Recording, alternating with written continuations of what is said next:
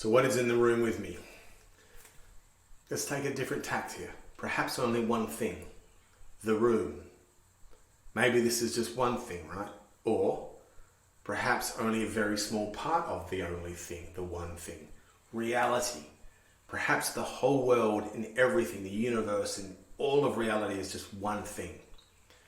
So this is Hegel. Kant's philosophy was around in the 1790s. We're going to pick things up again in the 1890s.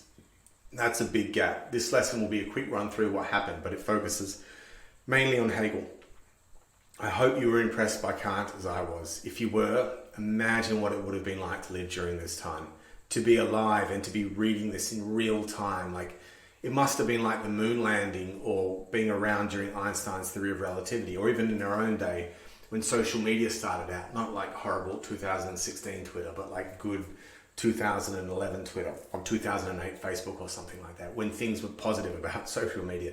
But you can imagine living during the moon landing. You must have thought, what was next? People must have thought back in Kant's time that it was only a matter of time before someone wrote a book that explained absolutely everything. The man that wrote that book was named Georg Wilhelm Friedrich Hegel, or at least people in the day thought that he was going to have a book that explained everything.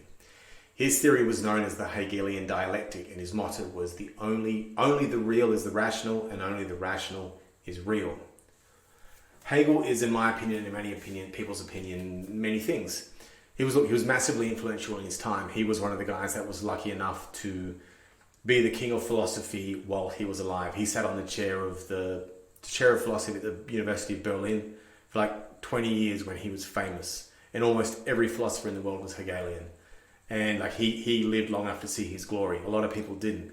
Frege didn't. Nietzsche didn't. Kierkegaard didn't.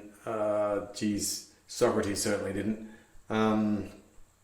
Even Spinoza didn't. I'm not even sure Descartes realized how influential he was going to be during his time. The other thing he was the beginning of the end of philosophy, which is not really his fault. It had to happen. Everything has to have its peak, and he was the peak. He was an absolutely terrible writer. I've not even attempted to read his stuff. Everyone has always said, don't bother. He was pretty mystical, like Plato. He was a bit of a mystic. But the major thing he was a German idealist. Now, this is one of these things, these well-trod paths in philosophy, the idea of a German idealist. So there's certain schools of philosophy. So there's like European rationalism, which Descartes is the best example of, but also Spinoza and Leibniz. There's British empiricism, which we've talked of Hume and Locke, but also you could say Mill and Bentham and Berkeley. But then there's this German idealist. And what does that mean? So Kant was the first German idealist, but there was also Schopenhauer and, I don't know how to spell his name, but Fichte, Fichte. And the biggest one was Hegel. And these guys saw philosophy or reality as an organism or as a system, and they try to bring all the schools of philosophy into one thing and explain it all with one theory. Must have been very tempting, and after Kant must have seemed realistic. Hegel, who was, as I said, was very mystical, wanted to explain everything. He thought that you simply couldn't know anything unless you knew everything. Even a grain of sand on the beach, you couldn't understand it unless you understood everything, because there was no grain of sand on the beach. It was a component of the whole system. So let's take this microphone, right? Like you say, this is a microphone, but is it plugged in? It might not be. It might just be there just for show. I might have like a really hot pink, horrible microphone over here that I'm ashamed of, so I put this one here. Let's assuming it's plugged in. Did I buy it or rent it? And let's assuming I buy it. Did I buy it new or second hand? And it's plugged in there, but it's, which of the million different little tiny USB cables is it particularly plugged into, and what settings is it on? All of these things matter to knowing the microphone. These things, so this is getting kind of back to Aristotle. He had those 10 categories that you wanted to know more than just that this was a microphone, but you wanted to know a lot about it. Hegel had like infinite categories, and all those categories was, how does this relate to the world?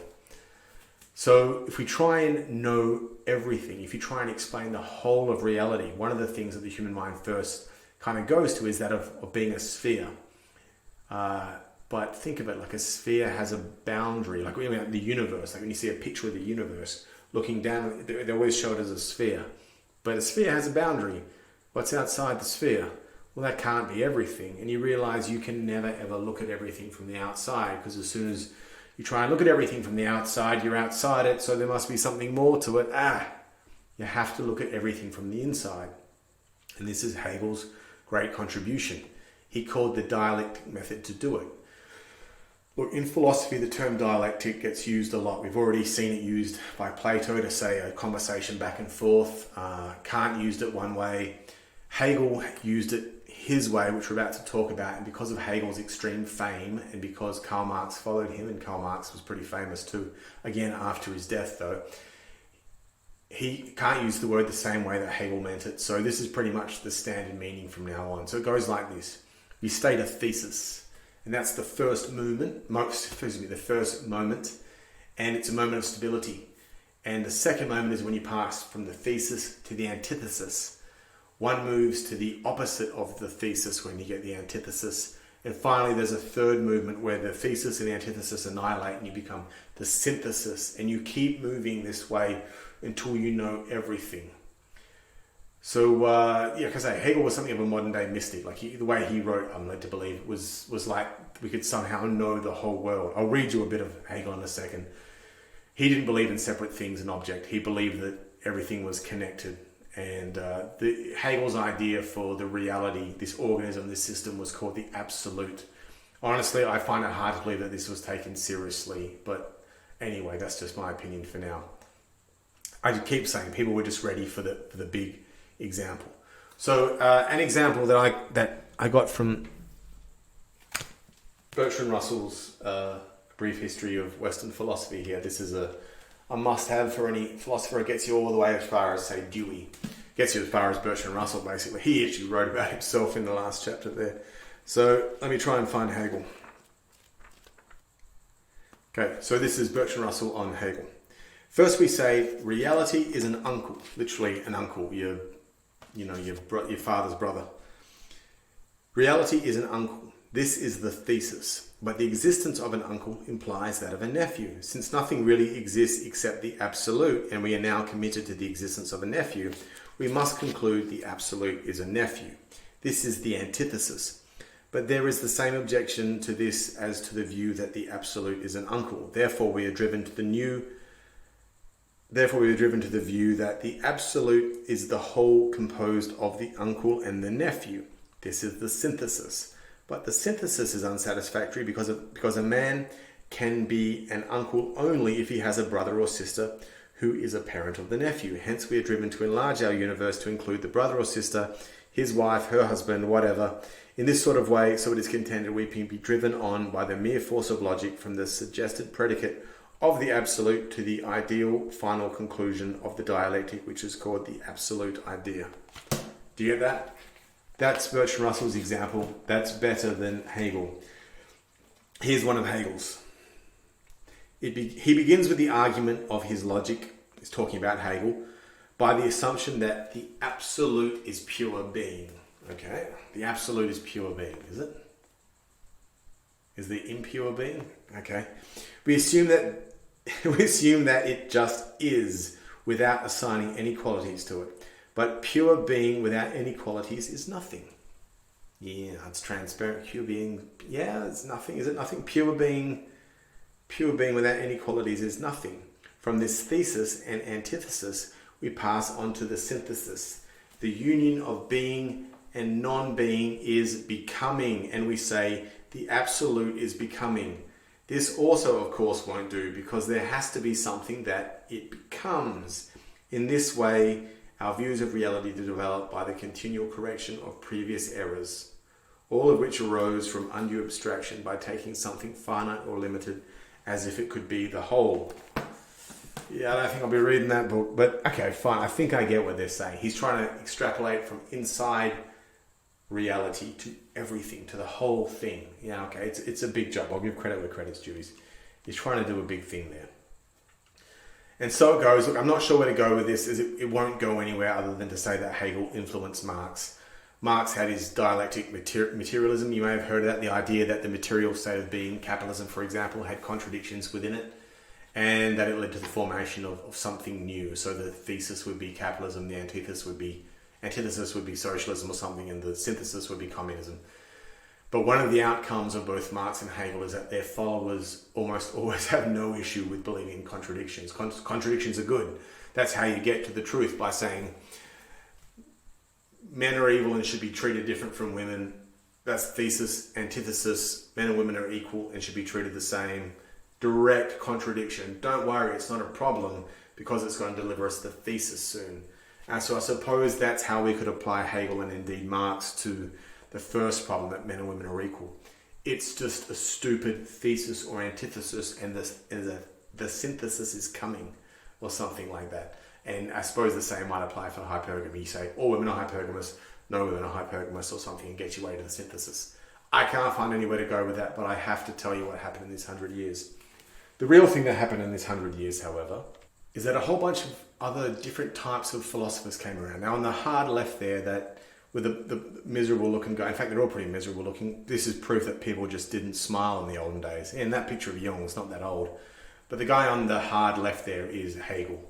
And the guy next to him is Freud. And then we've got Nietzsche, Weber, Jung, Marx, and Kierkegaard. And we moved from, in this 100-year period, from having these Newtonian, Galilean hard scientists and these purist philosophers like Kant and Hegel, to having these sort of softer scientists like, Weber was a sociologist, was one of the first sociologists, and tried to explain that America had done so well because it was Protestant, not because of anything else. And Jung was very mystical, believed in the collective subconscious. And, Freud was just way out there, and I'm sure you all know about Freud. Kierkegaard, top right there in sort of the pencil drawing, he died very young and was this really tragic, miserable sort of guy that was very funny. We've got Karl Marx in the bottom right there. But in the center top is Friedrich Nietzsche, pronounced Nietzsche, I believe. In German, you pronounce the second vowel, so N-E-T. That photo there of him there is kind of sad. He had terrible luck with women, and in the end went to a brothel. And the first time he ever had sex, I believe he got syphilis, and it eventually went up to his brain. And he spent the last 10 years brain addled and completely crazy. And while everyone loves these photos of him with a big moustache and everything, he's actually insane in that picture, which is really sad. Everyone's heard of Nietzsche. He didn't live to see his fame either, and he was mistreated by his sister, and things just didn't go very well for him at all. But anyway, my point at this point in time is that philosophy stops becoming about one or two big central figures, and lots and lots and lots of people start to appear. And we have the softer sciences coming in. Nietzsche and Kierkegaard give us existentialism, which we haven't had before, which isn't epistemology, so we won't be doing it. And we won't be doing anything on Nietzsche and Kierkegaard either, because I just don't think that they had many epistemological philosophies. But something that happens around about this point in time is that advanced mathematics and science really kicks off in the universities around the place. Newton and Galileo were just rich people that were bored and they had a lab. But real science starts to kick off. So we're going to finish this lecture now. And it really doesn't go anywhere other than to fill in the 100 years that we need to fill in. But we're going to pick it up with people who were sick of Hegel and his mystical attempts at having this big system of organism that said we can't ever look at the rock. And science needs to be able to look at the rock without having to consider every grain of sand and every star in the sky and every river in the world. It needs to just be able to look at the rock. And the rock, and people that want science back get called the logical positivists. And we're going to take a look at them next.